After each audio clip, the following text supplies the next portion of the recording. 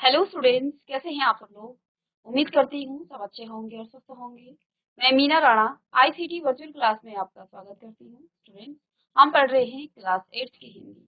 तो बसंत पाठ्य पुस्तिका से यहाँ पर गद्य खंड से हमने एक पाठ लिया है, गद्य खंड लिया है, जिसमें इसका शीर्षक है पानी की कहानी। रामचंद्र तिवारी जी ने ये लिखा है, ये निबंध। और यहाँ पर देखिए रामचंद्र तिवारी जी क्या कह रहे हैं। वो पानी की जो ओस की बूंद है, वो किस प्रकार से उसका निर्माण हुआ और कैसे कैसे वो उनके हाथ पर आई है, ये सारी कहानी वो यहाँ पर रामचंद्र तिवारी जी को यानी कि लेखक जी को यहाँ पर बता रही हैं। तो यहाँ पर क्या कह रहे हैं लेखक कि मैं आगे बढ़ा ही था कि बेर की झाड़ी से मोती की एक बूंद मेरे हाथ पर आ पड़ी। मेरे आश्चर्य का ठिकाना न रहा और जब मैंने देखा तो ओस की बूंद जो है मेरे हाथ की कलाई से सरक कर हथेली पर आ गई। मेरी दृष्टि पड़ते ही ठहर गई। थोड़ी दूर से मुझे सितार के तारों की सी झनकार सुनाई देने लगी। मैंने सोचा कि कोई बजा रहा है। चारों ओर देखा तो कोई नहीं। फिर अनुभव हुआ कि यह स्वर मेरी हथेली से निकल आ रहा है। ध्यान से देखने पर मालूम हुआ कि बूंद के दो कण जो हैं हो गए हैं और वे दोनों स्पंद कर रहे हैं, मानो बोल रहे हैं। उसी सुरीली आवाज में मैंने सुना, सुनो सुनो। मैं चुप था और फिर आवाज आई, सुनो सुनो। यहाँ पर लेखक क्या कह रहे हैं कि बेल की जो झाड़ी है उससे एक ओंस की बूंद उनकी हाथ गलाई पर आ गिरी। लेकिन वो बूंद जो है अचानक से वहां से सरकते हुए उनकी हथेली की ओर चली जाती है और वहां से वो आवाज निकाल रही है, क्या, सुनो सुनो। तो मैं चुप था, लेकिन फिर आवाज आई, सुनो सुनो। अब मुझसे न रह गया, मैंने मेरे मुख से भी क्या निकल गया, कहो कहो। ओस की बूंद मानो प्रसन्नता से हिली और बोली, मैं ओस हूँ, जानता हूँ। मैंने कहा, लोग मुझे पानी कहते हैं, जल ही मालूम है। तो यहाँ पर ओस की जो बूंद है वो लेखक से क्या कह रही है कि लोग मुझे पानी कहते हैं और जल भी कहते हैं। तो इस पर लेखक क्या कहते हैं, मालूम है। मैं बेर के पेड़ से आई हूँ, झूठी। मैंने कहा और सोचा, बेर के पेड़ से क्या पानी का फव्वारा निकलता है। तो यहाँ पर जो ओस की बूंद थी, जो पानी था, उसने क्या कहा, मैं बेर के पेड़ से निकली हूँ। तो लेखक क्या कहते हैं उसको कि झूठी। मैंने कहा और सोचा, बेर के पेड़ से क्या पानी का फव्वारा निकलता है।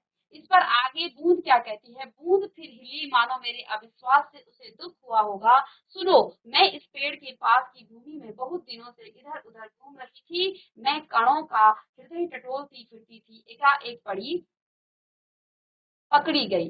कैसे, मैंने पूछा। तो इस पर जो है ओस की बूंद लेखक को क्या बता रहे हैं कि मैं जो हूँ इस पेड़ के जड़ है जो उसके इधर उधर में घूम रही थी, जैसे कि मानो कणों को मैं टटोल रही थी, एकाएक मैं पकड़ी गई। तो अब जो है लेखक उससे क्या पूछ रहा है, कैसे, मैंने पूछा। वह जो पेड़ तुम देखते हो ना, वह ऊपर ही इतना बड़ा नहीं है, पृथ्वी में भी। तो उस पर जो है जो ओस की बूंद है वो उस लेखक को क्या बता रही है कि जो पेड़ तुम देख रहे हो वो पेड़ ऊपर जितना है उतना ही वो नीचे भी है।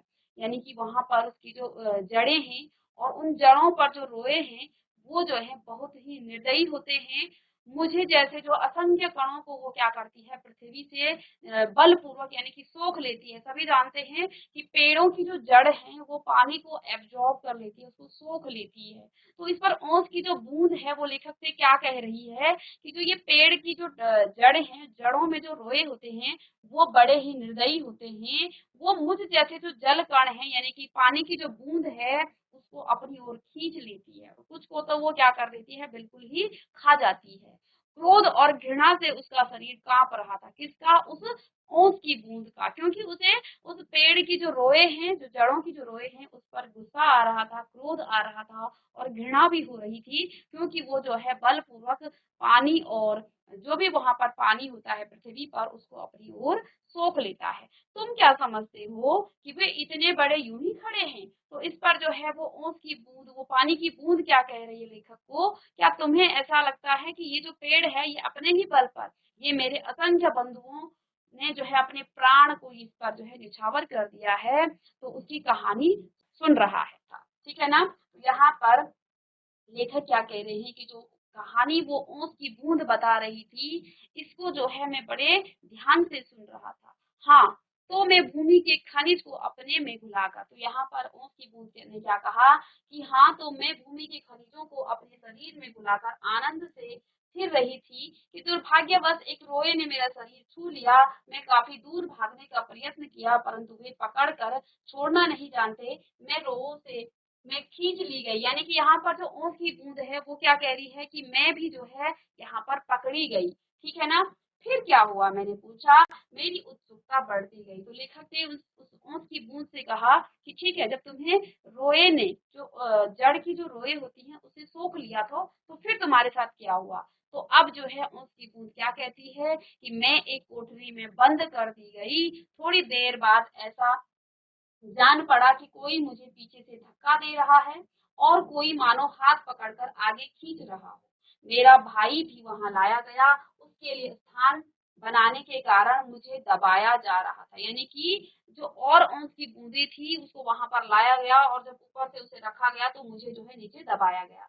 आगे एक और बूंद मेरा हाथ पकड़कर ऊपर खींच रही थी और मैं उन दोनों के बीच में पिस चली थी। तो यहाँ पर जो है ओस की बूंद जो है अपना दुख बयां कर रही है लेखक से। मैं लगभग 3 दिन तक यह सासत भोगती रही। तो ये ओस की बूंद कह रही है, मैं पत्तों के नन्हे नन्हे छेदों से होकर जैसे तैसे जान बचाकर भागी। मैंने सोचा था कि पत्तों पर पहुंचते ही उड़ जाऊंगी, परंतु बाहर निकलने पर ज्ञात हुआ कि रात होने वाली है और सूर्य जो हमें उड़ने की शक्ति देते हैं जा चुके हैं और वायुमंडल में इतने जल कण उड़ रहे हैं कि मेरे लिए वहां स्थान नहीं है। तो मैं अपने भाग्य पर भरोसा कर पत्तों पर ही सिकुड़ी पड़ी और अभी जब तुम्हें देखा तो जान में जान आई और रक्षा पाने के लिए तुम्हारे हाथ पर कूद पड़ी। तो ओस की बूंद ने यहाँ पर लेखक को बताया कि मैं किस प्रकार से यहाँ पर आई हूँ।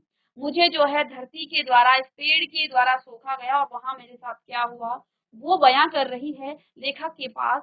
क्या कह रही है कि मैं उड़ करके जो है पत्तों तक तो आ गई, लेकिन अचानक से सूर्य अस्त हो गया। क्योंकि आप जानते हैं पत्तों में जो नमी होती है, जो पानी होता है, वो भी वाष्पीकरण के द्वारा उड़ जाता है। तो यहाँ पर वो ओस की बूंद वही कह रही है कि यदि मैं जो हूँ पत्तों तक तो पहुंच गई, लेकिन सूर्य अस्त हो गया जो कि हमें उड़ने की शक्ति देता है। यानी कि वाष्पीकरण जो होता है जिससे पानी जो है पृथ्वी से या पत्तों से जो है वाष्पीकृत होकर उड़ जाता है। तो यही बात यहाँ पर ओस कह रही है, ओस की बूंद कह रही है लेखक से। तो क्या कह रही है कि अचानक से मैंने तुम्हें देखा तो मेरी जान में जान आई कि अब मेरी रक्षा हो सकती है, तो मैं तुम्हारे हाथ पर कूद पड़ी। इस प्रकार से जो है वो ओस की बूंद लेखक के हाथ पर आई। आगे क्या कह रही है कि इस दुख तथा भावपूर्ण कहानी का मुझ पर बड़ा प्रभाव पड़ा। मैंने कहा जब तक तुम मेरे पास हो कोई पत्ता तुम्हें न छू सकेगा। तो इस पर लेखक ने क्या कहा, उन्हें थोड़ा सा इंटरेस्ट भी आने लग गया किसपे, और उसकी बूंद की जो कहानी सुना रही थी, जो वो बयां कर रही थी, उस पर लेखक ने कहा कि इस दुख और उस पर जो है बड़ा प्रभाव पड़ा। मैंने कहा कि जब तक तुम मेरे पास हो कोई पत्ता तुम्हें नहीं छू सकता है। भैया तुम्हें इसके लिए धन्यवाद। तो ओस की बूंद यहाँ पर लेखक को कह रही है भैया। तो मैं जब तक सूर्य ना निकले तभी तक रक्षा चाहती हूँ। तो उसकी बूंद ने क्या कहा कि मुझे बहुत लंबा यहाँ पर तुम्हारा संरक्षण नहीं चाहिए, मुझे सिर्फ जब तक सूर्य नहीं निकले तब तक मुझे रक्षा करने की आवश्यकता है। उनका दर्शन करते ही मुझमें उड़ने की शक्ति आ जाएगी। यानी कि जो ओस की बूंद है वो वाष्पीकृत होकर वायुमंडल में चली जाएगी। मेरा जीवन विचित्र घटनाओं से परिपूर्ण है। मैं उसकी कहानी तुम्हें सुनाऊंगी तो तुम्हारा हाथ तनिक भी न दुखेगा। यानी कि इतनी इंटरेस्टिंग मेरी कहानी है कि मैं तुम्हें अपनी कहानी सुनाऊंगी तो तुम्हें जो है पता भी नहीं चलेगा कि मैं तुम्हारे हाथ में हूँ, मैं तुम्हारे हाथ में हूँ। यानी कि तुम्हारा हाथ तनिक भी न दुखेगा। अच्छा सुनाओ। तो इस पर लेखक ने कहा अच्छा सुनाओ। बहुत दिन हुए मेरे पुरखे जो हाइड्रोजन यानी कि हाइड्रोजन और ऑक्सीजन यानी कि ऑक्सीजन नामक दो गैसें वायुमंडल की लपटों में के रूप में विद्यमान थी, सूर्यमंडल अपने निश्चित मार्ग पर चक्कर काट रहे थे। वे दिन थे जब हमारे वायुमंडल में उथल पुथल हो रही थी, अनेक ग्रह और उपग्रह बन रहे थे। ठीक है। उनके वंशज तो यहाँ पर क्या तुम्हारे, तो यहाँ पर लेखक ने उनसे पूछा कि ठहरो। इस पर जब ओंस की बूंद वहां पर कहानी सुना रही थी तो यहाँ पर लेखक ने उन्हें कहा ठहरो, क्या तुम्हारे पुरखे अब वायुमंडल में नहीं है? उनके वंशज अपने भयावह लपटों से अब भी उनका मुख जो है उज्जवल किए हुए हैं। हाँ, तो मेरे पुरखे बड़ी प्रसन्नता से सूर्य के धरातल पर नाचते रहते थे। एक दिन की बात है कि दूर एक प्रचंड प्रकाश पिंड दिखाई पड़ा। उसकी आंखें चौधियाने लगी। यह पिंड जो है बड़ी तेजी से सूर्य की ओर बढ़ रहा था। जो जो पास आता जाता उसका जो आकार है वो बढ़ता जाता था। यह सूर्य से लाखों गुना बड़ा था। उसकी महान आकर्षण शक्ति से हमारा सूर्य जो है कांप उठा। ऐसा ज्ञात हुआ था कि उस ग्रहराज से टकराकर हमारा सूर्य चूर हो जाएगा। यानी कि वो इतना विशाल और प्रचंड जो प्रकाश पिंड था कि अगर सूर्य से वो टकराता तो हमारा सूर्य जो है चूर चूर हो जाता। लेकिन ऐसा नहीं हुआ। वो जो है कई मील दूर से ही वापस लौट गया। लेकिन उसकी जो आकर्षण शक्ति से उसका जो आकर्षण शक्ति से जो सूर्य था उसका एक टुकड़ा टूट गया। तो जब सूर्य का वो टुकड़ा भाग जो है टूट गया तो उससे जो है कई टुकड़ों में वो टूट गया। उन्हीं में से एक टुकड़ा जो है हमारी पृथ्वी है। और यह प्रारंभ में एक बड़ा आग का गोला था। तो आपने साइंस में भी पढ़ा था कि पृथ्वी जो है हमारी पहले आग का गोला था जो कि सूर्य से ही क्या हुआ है अलग हुआ है। तो सारे ग्रह नक्षत्र उन्हीं से बना है। यहाँ पर ओस की बूंद लेखक से कह रही है ऐसा ऐसा है, परंतु उन लपटों से तुम पानी कैसे बनी। तो अब यहाँ पर लेखक ने पूछा कि वो तो आग का गोला था और उस आग के गोले से तुम पानी कैसे बनी।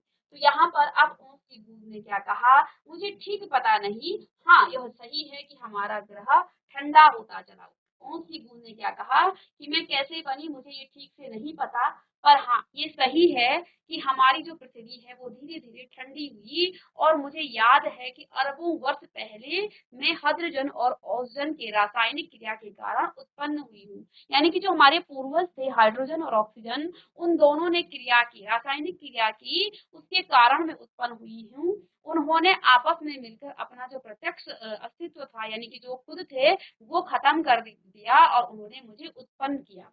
मैं उन दिनों भाप के रूप में पृथ्वी के चारों ओर घूमती फिरती थी। उसके बाद न जाने क्या हुआ, जब मुझे होश आया तो मैंने अपने को ठोस बर्फ के रूप में पाया। तो यहाँ पर ओस की वो बूंद क्या कह रही है कि मेरे जो पूर्वज हैं वो ऑक्सीजन और हाइड्रोजन है और इन दोनों की रासायनिक अभिक्रिया के द्वारा ही मेरा जन्म हुआ है। मुझे नहीं पता पहले मैं जो हूँ किस रूप में, भाप के रूप में पृथ्वी के चारों ओर फिरती थी। लेकिन धीरे धीरे जब मुझे होश आया तो मैं जो हूँ बर्फ के रूप में, मेरा शरीर पहले भाप रूप में था और अब मैं अत्यंत छोटा हो गया हूँ था। वह पहले से कोई 17वां भाग रह गया था। ठीक है ना। मैंने देखा मेरे चारों ओर असंख्य साथी बर्फ बने पड़े हैं। जहां तक दृष्टि जाती थी बर्फ के अतिरिक्त कुछ दिखाई न पड़ता था। जिस समय मेरे ऊपर सूर्य की किरणें पड़ती तो मैं सौंदर्य बिखर पड़ता था। हमारे कितने साथी ऐसे भी थे जो बड़ी उत्सुकता से आंधी में ऊंचा उड़ने, उछलने कूदने के लिए कमर कसे तैयार रहते थे। यानी कि आंधी के साथ वो भी जो है क्या रहते थे, बिल्कुल तैयार रहते थे। तो यहाँ पर ओस की जो बूंद है वो ये बता रही है बड़े आनंद का समय रहा होगा वहां। बड़े आनंद का कितने दिनों तक, कई लाखों वर्षों तक, कई लाख, हाँ चौंको नहीं, मेरे जीवन में 100-200 वर्ष दाल में नमक के समान भी नहीं है। यानी कि बहुत कम समय है। यानी कि मेरा जो जीवन काल है वो 100-200 साल का नहीं है, वो कई लाखों वर्षों का है। तो यहाँ पर जो ओस की पूछ क्या कह रही, हाँ चौंको नहीं, मेरे जीवन में 100-200 वर्ष जो है दाल में नमक के समान भी नहीं है। यानी कि वो जो है कुछ भी नहीं है मेरे जीवन के लिए। ठीक है। मैंने ऐसे दीर्घजीवी से वार्तालाप करते जान अपने को धन्य माना है। तो इस पर लेखक ने क्या कहा कि जो इतना चिरन जो है दीर्घ जीवी का मतलब जो इतने सालों तक जीवित रहा, ऐसे जीवी के साथ वार्तालाप यानी कि उससे बात करके अपने को धन्य माना है और ओस की बूंद के प्रति मेरी श्रद्धा बढ़ चली है। तो ये लाइनें यहाँ पर लेखक ने कहा कि ऐसे दीर्घ जीवी से वार्तालाप करते जान अपने को मैं जो हूँ धन्य मान रहा हूँ और ओस के बूंद के प्रति जो है मेरी श्रद्धा और बढ़ चली। क्योंकि यहाँ पर ओस की जो बूंद है वो लेखक को अपने जीवन के बारे में बता रही है, कहाँ कहाँ से वो आई है, कैसे उसका जन्म हुआ है, कौन उसके पूर्वज थे, कैसे उसके जीवन में जो वो जो बना है उस किन किन गैसों से मिलकर वो बना है और प्रारंभ में वो कैसा था और अब वो कैसा है। तो ये सभी बातें ओस की बूंद यहाँ पर लेखक को बता रही है। आगे क्या कह रही है, हम शांति से बैठे एक दिन हवा से खेलने की कहानियां सुना रहे थे। कि अचानक ऐसा अनुभव हुआ मानो हम सरक रहे हों। सबके मुख पर हवाइयां उड़ने लगी। अब क्या हुआ? तो इस पर देखिए, इतने दिन आनंद से काटने के पश्चात अब जो है दुख सहन करने का साहस हम में न था। बहुत पता चलने बहुत पता चलने पर हमें ज्ञात हुआ कि हमारे भार से ही हमारे नीचे वाले भाई दबकर पानी हो गए हैं। तो क्या कह रही है ऊँट की गूंज कि हम जो है कुछ दिनों तक, कई दिनों तक आनंद से रहे, जब हम बर्फ बन चुके थे और मैंने देखा चारों तरफ बर्फ ही बर्फ है। तो अब क्या हुआ?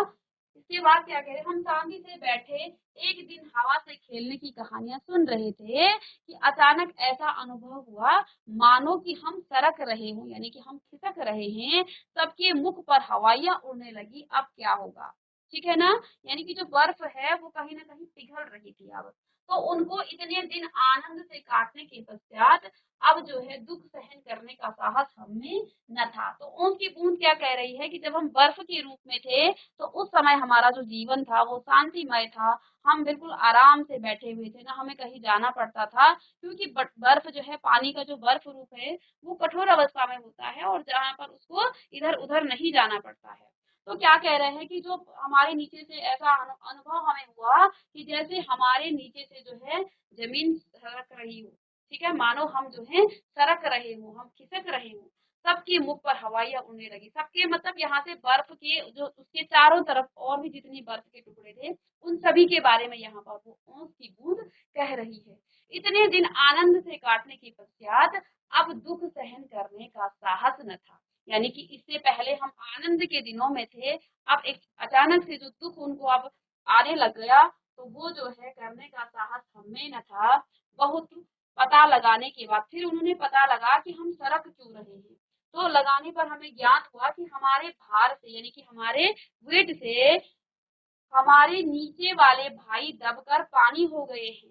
तो ओस की बूंद क्या कह रही है कि जो हम बर्फ के रूप में थे, हमें क्या पता चला कि हमारे भार से हमारे नीचे के जो भाई बंधु हैं, जो बर्फ के रूप में ही हैं, वो क्या हो रहे हैं, वो पिघल रहे हैं।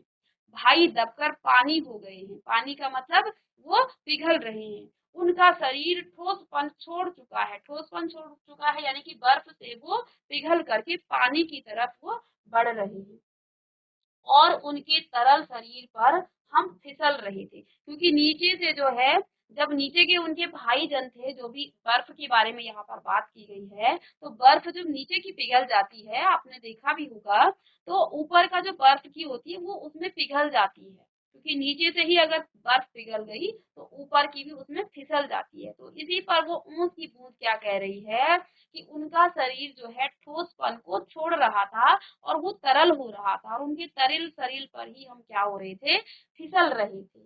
आगे देखिए, आगे क्या कहा जा रहा है यहाँ पर, ऊँट की बूंद आगे क्या कह रही है, मैं कई मास समुद्र में इधर उधर घूमती रही।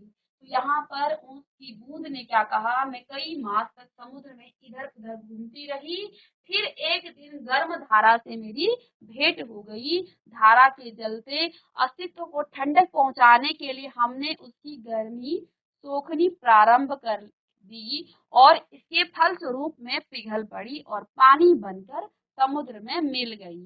तो क्या कह रही है ऊँट की बूंद कि कई दिन तक मैं जो हूँ बर्फ के रूप में रही और समुद्र में भी इधर उधर घूमती रही।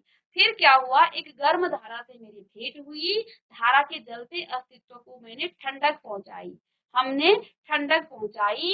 ठंडक पहुंचाने के लिए हमने उसकी गर्मी सोखनी प्रारंभ की और जब बर्फ के गोले को आप गर्मी देंगे तो वो क्या हो जाएगा, वो पिघल करके पानी बन जाएगा।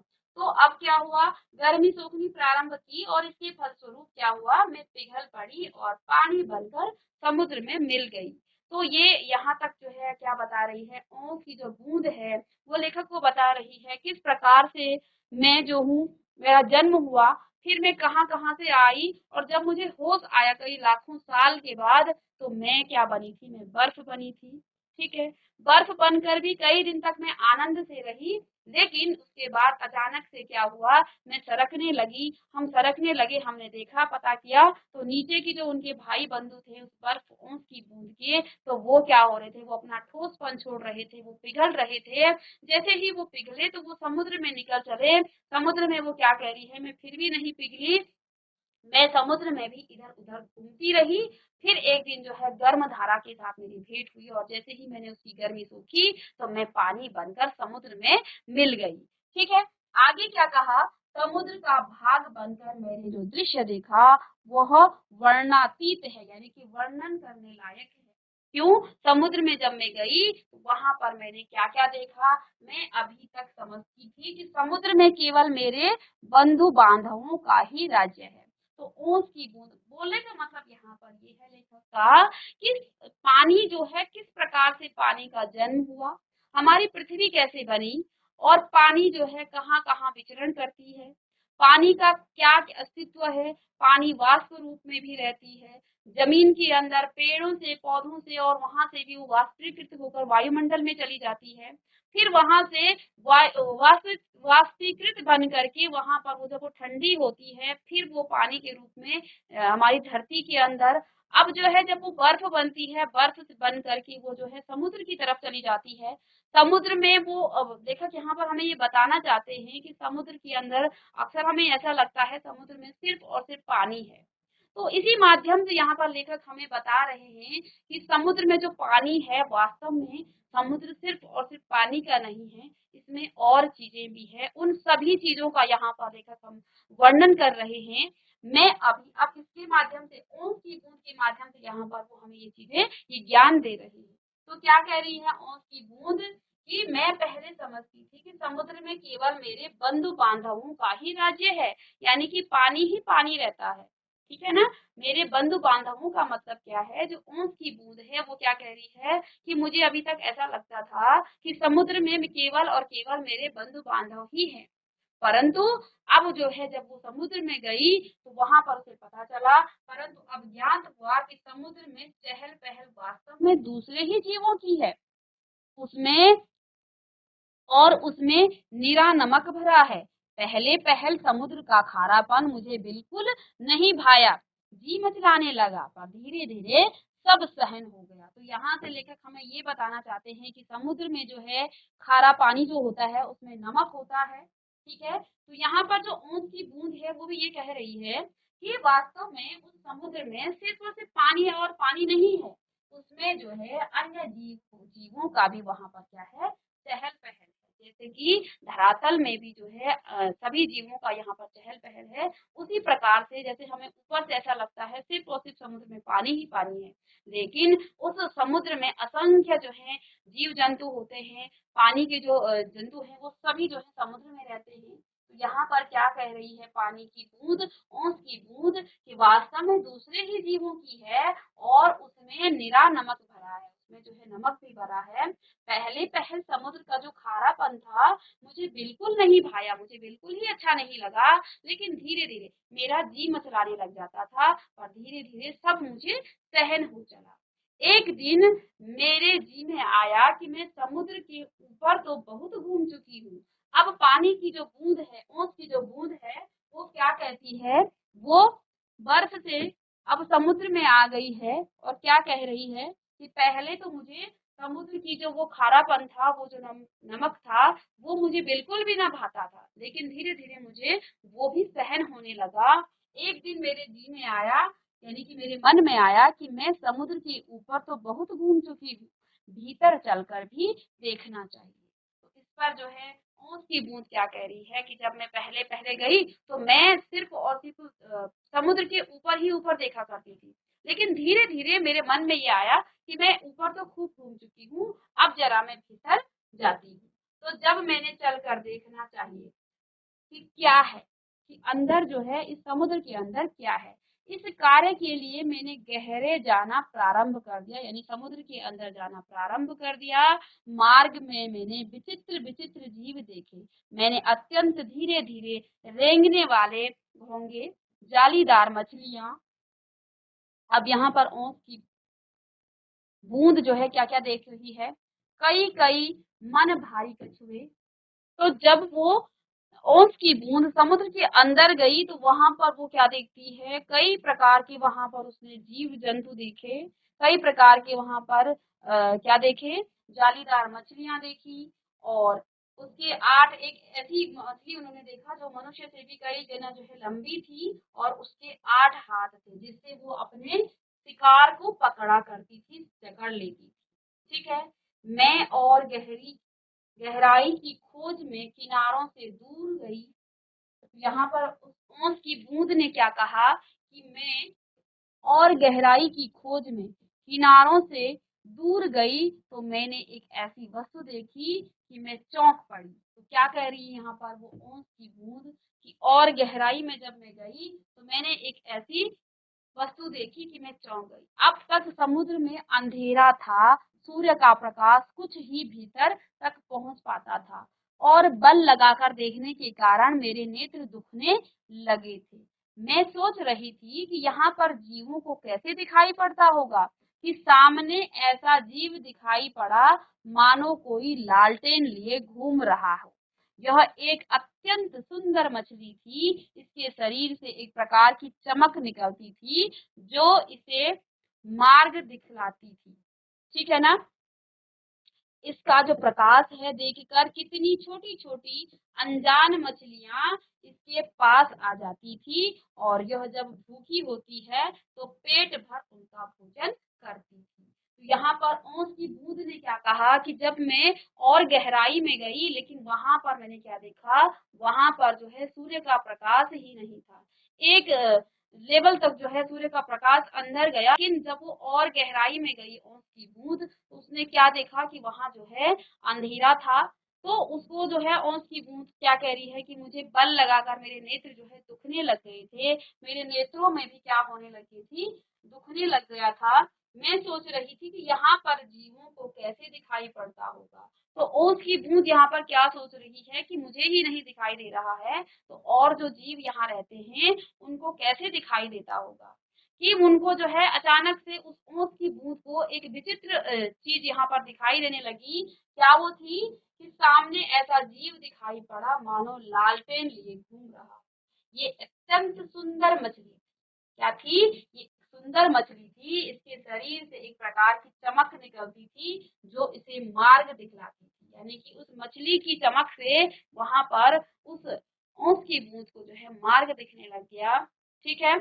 अब जो है इसका प्रकाश देखकर कितनी छोटी छोटी अनजान मछलियां जो है इसके पास आ जाती है। और मछली भी वो ऐसी थी कि छोटी छोटी जो मछलियां हैं, क्योंकि वो एक बड़ी सी मछली थी उसमें एक विचित्र प्रकार की चमक थी और छोटी मछलियां उसकी चमक देख करके उसके सामने आ जाती थी और जैसे ही उसे भूख लगती तो वो उन छोटी छोटी मछलियों को खा जाती। ठीक है। तो क्या कह रही है कि वो पेट भर उसका भोजन करती थी, यानी कि उस विचित्र मछली को जो है स्वयं वो छोटी छोटी मछलियां उसके पास जाकर उसका भोजन बन जाती थी। विचित्र है, तो यहाँ पर लेखक ने कहा विचित्र है। जब मैं और नीचे समुद्र की गहराई तह में पहुंची तो देखा कि वहां भी जंगल है, छोटे ठिंगने हैं, मोटे पत्ते वाली पेड़ और बहुतायत में उगे हुए हैं। वहां पर पहाड़ियां हैं, घाटियां हैं। इन पहाड़ियों की गुफाओं में नाना प्रकार के जीव रहते हैं जो निपट अंधे तथा महा आलसी हैं। तो यहाँ पर जो है आगे और गहराई में जब वो ओस की बूंद गई तो उसने क्या कहा कि मैं और नीचे समुद्र की गहराई यानी कि उसकी और नीचे में पहुंची तो मैंने क्या देखा कि वहां पर बहुत सारे मोटे मोटे पेड़ उगे हुए हैं और वहां पर अनेक प्रकार की जो है घाटियां हैं, पहाड़ियां हैं, जैसे कि हमारे स्थल मंडल में रहता है इसी प्रकार से वहां पर नीचे भी जो है घाटियां थी, स्थल मंडल थी, घाटियां थी, पहाड़ियां थी।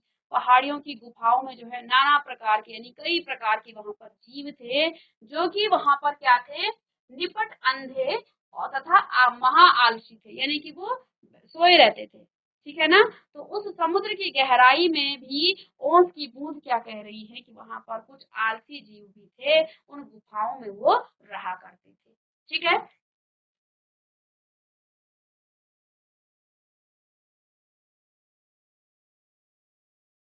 ठीक है। तो देखिए यहाँ पर ओस की जो बूंद है, अब वो जो है समुद्र की गहराई में जाती है। समुद्र की गहराई में पहले ओस की बूंद जो है उसके ऊपरी तल में घूमती रहती है, लेकिन धीरे-धीरे वो नीचे जाती है तो वहाँ पर भी वो कई प्रकार की पहाड़ियाँ देखती है, कई प्रकार के वहाँ पर उसको घाटियाँ और गुफाएँ भी दिखती हैं और अनेक प्रकार के जीव-जंतु भी वहाँ पर ओस की बूंद को दिखती हैं। तो लेखक यहाँ पर हमें जो है समुद्र के अंदर क्या-क्या चीज़ें हैं, पानी का जो जन्म है कैसे हुआ है, पानी कैसे बनता है, ये सब हमें इस निबंध के माध्यम से हमें बताना चाहते हैं। आगे यहाँ पर ओस की बूंद जो है आगे क्या कहती है इसको हम कल की क्लास में पढ़ेंगे। तो मिलते हैं नेक्स्ट लेक्चर में, तब तक के लिए thank you and have a nice day.